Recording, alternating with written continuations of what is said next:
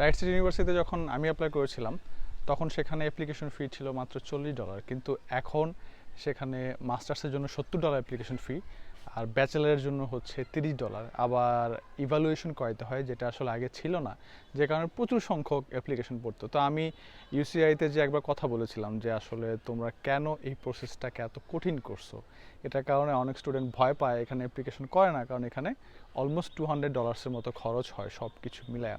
তো তখন তারা যেটা বললো সেটা হচ্ছে একটা সময় এরকম হয়েছে যে প্রচুর সংখ্যক মানুষের ভিসা হচ্ছে রাজশাহী ইউনিভার্সিটিতে, বা প্রচুর অ্যাপ্লিকেশন আসতেছে যেগুলো হ্যান্ডেল করতে তাদের কষ্ট হচ্ছিল, কিন্তু এত পরিমাণ ভিসা হওয়ার পরেও কেউ আসলে রাজশাহী ইউনিভার্সিটিতে পড়াশোনাটা করে নাই, তারা আসছে এসে আবার অন্যান্য জায়গায় চলে গেছে। তো এই কারণে তারা এখন যেই প্রসেসিংটা করছে, এটার কারণে তাদের যে সুবিধা হয়েছে সেটা হচ্ছে শুধুমাত্র যারা রাজশাহী ইউনিভার্সিটিতে পড়তে চায় তারাই এত টাকা খরচ করে এখন অ্যাপ্লাই করে বা পুরো অ্যাপ্লিকেশন প্রসেসটা কমপ্লিট করে। সেই কারণে এখন তাদের যে এখানে থেকে যাওয়ার রেশিওটা বেড়েছে অনেক বেশি, আগে যেটা অনেক কম ছিল, সবাই চলে যেত, কিন্তু এখন যেটা হয়েছে ভিসা যাদের হয় বেশিরভাগ তারা এখানে পড়াশোনা করে, কারণ তারা আগে থেকে খোঁজ খবর নিয়ে আসে যে এখানে তারা পড়াশোনা করবে।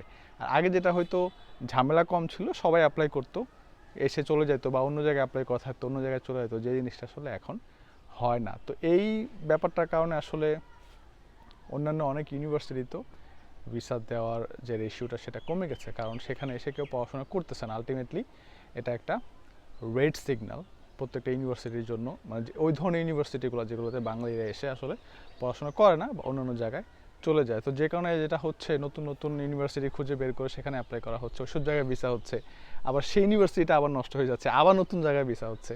তো এই সার্কেলেই চলতেছে আর কি।